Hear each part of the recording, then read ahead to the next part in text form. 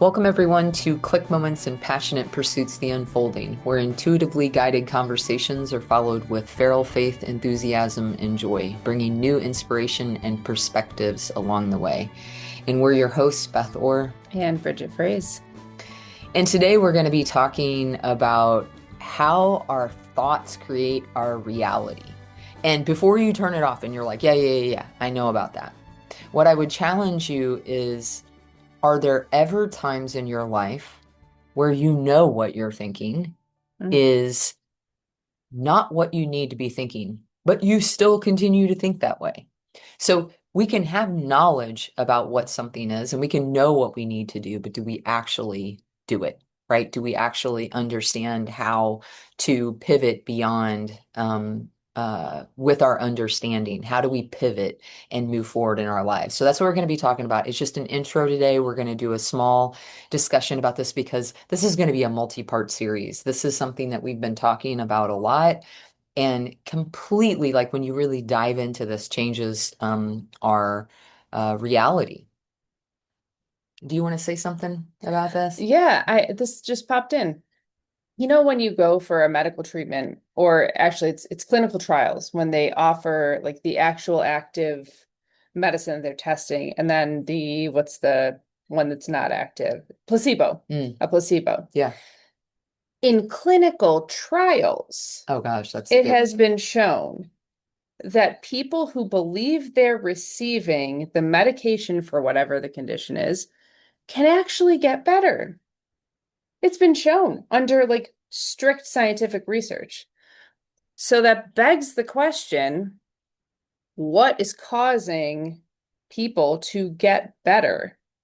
And the only thing that it could possibly be, because goodness knows it's not the sugar pill they received, is that their brain is so strong that it tells their body they are better, and their body behaves in a way in which it repairs itself, or whatever the condition is that's going on. The body is such an incredible computer in this way that it actually is able to create the conditions under which healing takes place.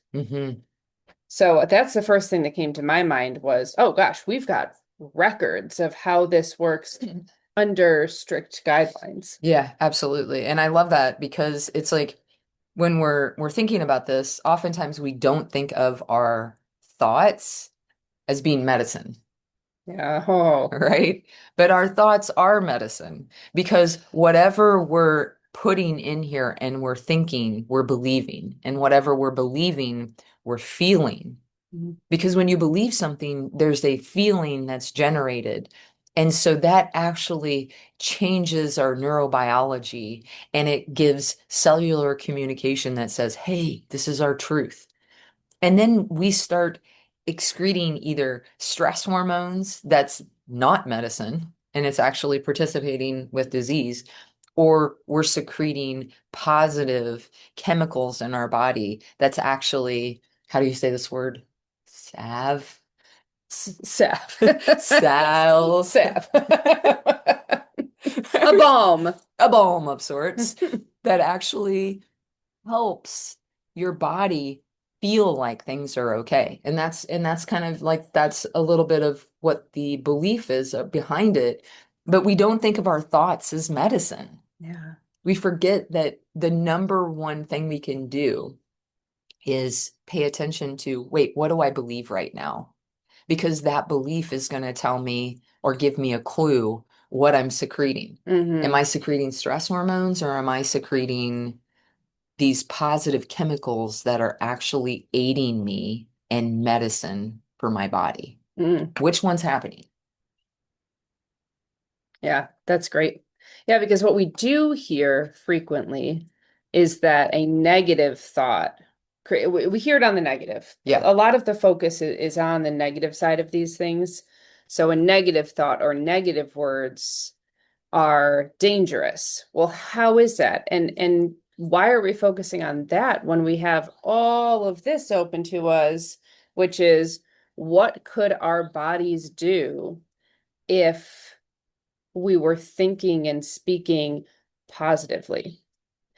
And before we go too far into this, I just want to say, as someone who deals with chronic illness, there is a fine line that I walk between disclosing what's going on with my body in any given Mm, moment to people so they understand how I'm feeling, and reminding my body that it can heal itself.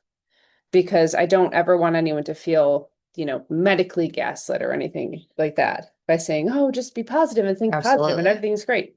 You know. Well, and it's not prudent to necessarily do that. And so I do think that there's something to um I guess the curiosity question I have for myself always when I'm feeling something and I know I'm not well, right? Or Right. to a baseline that I would say this is when I'm optimally functioning, Mm, right? And so I'll ask myself the question, how far can I go? mm, How far can I go? I'm always curious before I jump to medical, as long as there's no symptoms like fever or something that would say, hey, you should actually pay attention to this a little bit more closely. But I'll ask myself, how far can I go with my thoughts and my beliefs and my emotions? Because I know first, at that first level, that it's pretty astonishing how quickly you can pivot. Like, I don't know about any of you out there, but have you ever had a time where you felt bad, like really bad? Like, I know a day that you've had that I've probably had. Have you ever had a time where you're working and you need to call in sick because you wake up in the morning and you're like, I feel awful, absolutely awful. There's no way I could go in today. And you call in and you're like, oh, I feel awful. I can't do this. And then you have the thought, God, I have a whole day off. I wish I felt better. hmm And then you have this moment of, well, what could I do right now to maybe feel better, just even incrementally? mm, And I've had that thought of, well, you're at home, hmm you get to rest, you don't have these 6 appointments lined up today. Yep. All the things that you anticipated the stress of are not Mm, there. What if the anticipated stress was what was causing your body to feel this way, and you just accepted that that is now not your reality, and you don't have those 6 things in front of you? How do you feel now? And when I've rested into that, there's been times that I actually felt better, that my body was able to say, oh my God, thank God. I didn't have the physical bandwidth for the stress of those consecutive appointments. And some part of my body knew, don't do that. And once I realized I wasn't, I got better. My body rebounded. My body was like, good job. You're yep. okay. You've staved off something. So in that moment, I remember feeling really super curious. I was like, Mm, how is it that I felt physically ill? hmm But it was my body anticipating something and knowing ahead of time that I was going to experience a level of stress that I wasn't capable of that day.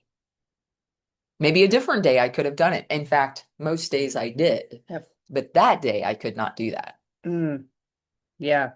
That happened to me more times than I can count. Yeah. Yeah. I think when you, I think here's the positive side of this.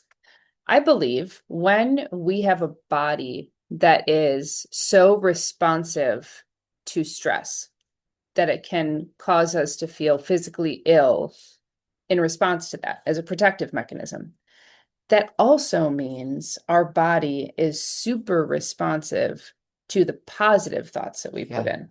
So look at that as a positive. If you've ever had a moment or many moments where you were anticipating something and it made you feel physically ill, that most likely means that your body is very responsive to the inputs that you're giving it. So, what inputs can you give it? What inputs can we give our bodies? Like, what is the scope of what's possible here? Yeah. Yeah. Well, and I'll give an example of how perception and our thoughts about a situation shift our reality, just with a tangible example that just happened last week. Mm, So I was at, many of you know I was at the Marquee grand opening. It was, the 300 artists. It was something that Marquee had worked so hard for the past year to reopen and giving not only so many artists hope, but giving the community hope that we were building ourselves back and strong, right? And Mhm. that we were together and resilient and there was this connection. So I'm going to this opening. It was Thursday before last, and I'm at this opening and I'm thinking, I'm walking in and I'm noticing as I'm walking in and there's like clay and mud in the parking lot. And I tell the kids who are with me, I'm like, yeah, well, we've got nice shoes, so let's try to get around this and get in. And I'm struck by they couldn't get that done. Like we got as much as we could done. That's how much they were pushing. I mean, they were Mhm. working like round the clock for so many weeks and months. And so it was like we'd done as much as we could, they'd done as much as they could. And I could, in that moment, when I saw the crowd, I started to focus and look over here. And I was like, I stopped looking at the mud and I stopped Mm. looking at the clay and I started looking over at the crowd and going, wait, there's a lot of good going on. Ooh, Mm. look at them setting up in there. And I started to draw into what was right about what was happening. Got inside. It was an amazing experience where there was so much love and connection and happiness and gratitude, and everybody just wowed at each other's displays and so much support and encouragement. And I just was so proud to be part of this community. And when those doors opened, it was so emotional, knowing the magnitude of that collective moment, that it Mhm. took so many people to come through this. And so there's this, like, it was like an hour and a half, 2 hours of just like watching people file in, having this amazing experience, but it was hot. It was starting to get like really, really hot to where you could like you could it was like hard to take, right? And so I was feeling it. The kids were feeling it. After about an hour and a half, they wanted to go, and I was like, "Yeah, you know what? Let's go." But I was filled up. I mean, I could have stayed the whole time, but I was filled up. I was just like, "Wow, this was an amazing experience." We walk out, we go to the car, and when I walk out, it's different than when I walked in. In the darkness, with all the rubble. I mean, it's literally rubble. It's rocks and concrete mangled and overturned and dislodged, and cars are just parked all over in a hodgepodge of consideration. They're not blocking each other Mhm. in, but there's no organization, right? And you're just trying to get out, and I could have focused, I realized in this moment, I could focus on the clay, the inconvenience, how long it took us to get out of that parking lot, 45 minutes to get out, the long line to leave the entire place, the rubble. I could have gotten down that path and thought how far we still had to go. Mhm.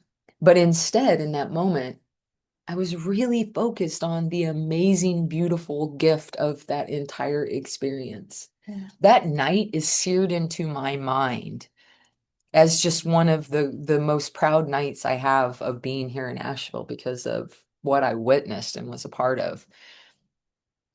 But I can drum up something that wasn't ideal if I chose to.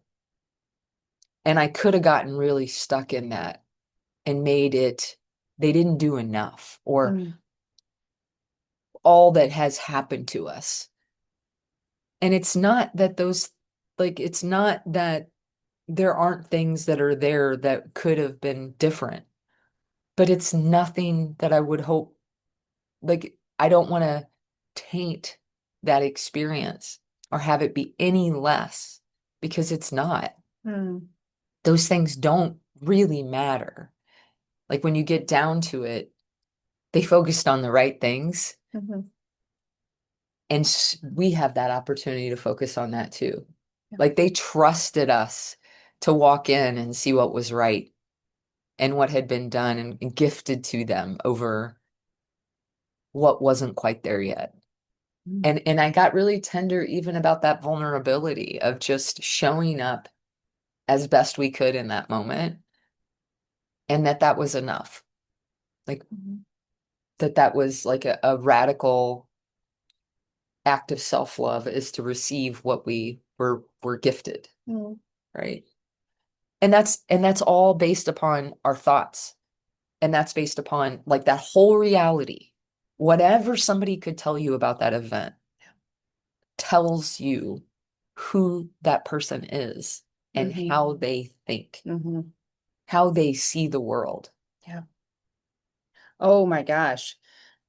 That reminds me of we're constantly hearing stories about people who we would think are so well off. They're in such a good place. They've got, they've made it.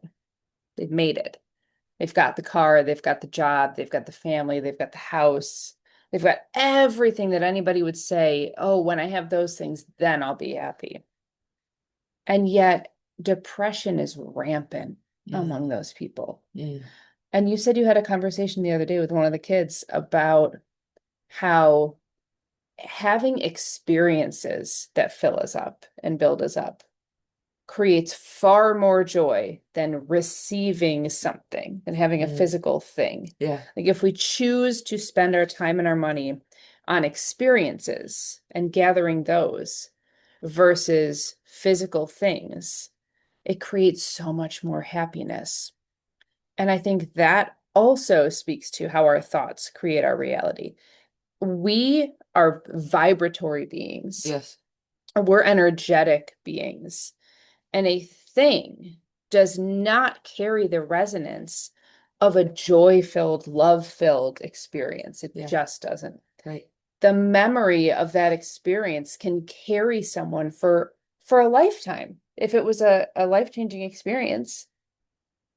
But a thing loses that luster so quickly. Mm, It gets used up or discarded or forgotten or lost or broken, or a next new thing comes along. That's fascinating. hmm. And as you were talking, not only is that fascinating, but I was thinking about how when we have these moments, that's the time to be aware of our attitude as much as we can, because the meaning that we ascribe to something in the moment Mm, is far, how do I say this? It's far more important. We have this opportunity in that moment to ascribe a meaning mhm, that is aligns with our beliefs and our values. It's important to try to give that meaning in that moment that aligns like that, as opposed to later changing it. mm, Because when we come back later and we come back months later and years later, we've had so many inputs onto this thing, this meaning, this is what it was. And if we get a little sloppy or we're having a bad day or it's not quite what we want in that moment, we'd be better to clean it up in that moment and to assess it in that moment than to later on try to go back because it's clouded and convoluted and it's not as clear as what it is in that moment. We're guessing what we felt. mhm, But mhm, there's all of these little nuances that are important in that meaning making earlier on that are more pervasive and impactful if we can just in that moment take that time to ask ourselves, is this true? yeah, And what am I thinking? And is this something that's just gone away with itself and it's like rubbish? Or is this something that I stand by, right? yeah, yeah. I just want to leave one last thing. I think it would be really beneficial if you want to get into a habit of doing this to the point where you can actually test it and see if it works in your own life. Choose a low stakes situation to I do it. love that. Like you wake up, you're having your morning coffee, you're sitting outside on your porch. Find as much joy and like create that like ball of joy-filled light in that moment and just sit with it and feel it and bask in it in a low stakes situation. Right. Where there's nothing else going on where you've got to focus your attention or energy. And then you can bring it into your day-to-day interactions. But that's a great place to start. See what happens. Yeah. See how that colors the rest of your day. Can I add a nuance to your experiment? Yeah. Um, and it doesn't have to be a situation that you're feeling something negative and then you try to turn it around to positive and you're experiencing that joy and that light. Yep. It could be that you're just recognizing that it's okay. You're having a content moment. But in that content moment, notice how you can actually make a content moment joyful Yep. just by shifting your intention. What that does is it plants a seed of, wow, I'm in two equally beautiful states. Contentment is just as beautiful as joy. Like there's this peace. Peace is actually a higher vibration than Mhm. joy, Mhm. right?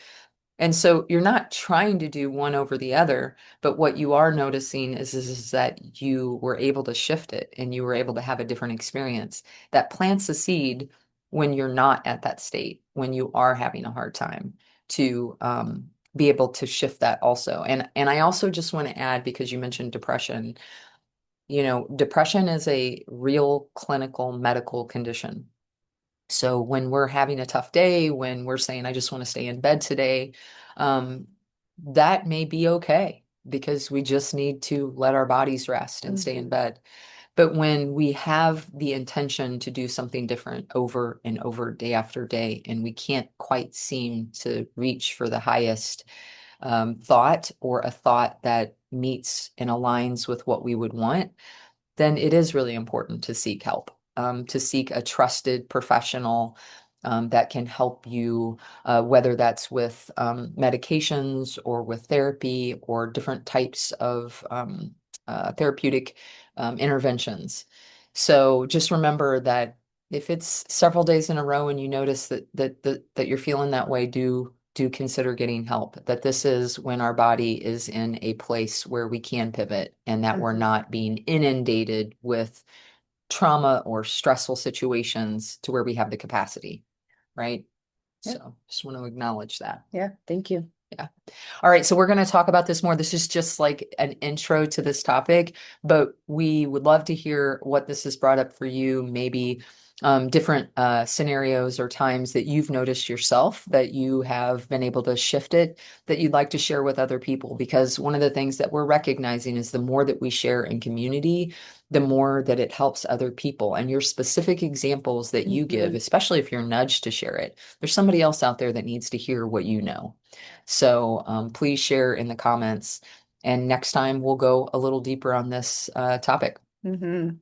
Thank you for listening. And thank you to Melissa Moss for our cover art. You can find out more about her at melissamossart.com. Thanks to Cloud Cult for our intro and outro music from their song, There's So Much Energy in Us.